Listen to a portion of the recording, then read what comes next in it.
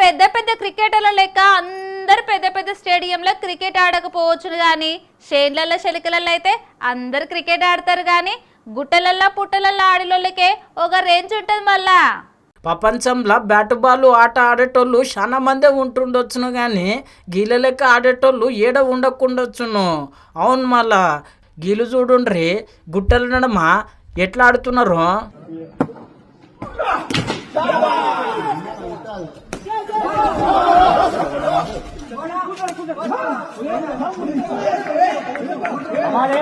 ఆగో చూసిరు కదా, మీదికెళ్ళి ఒక అన్న బాలును కొడితే కింద గుంతల ఇంకొక అన్న క్యాచ్ పట్టే.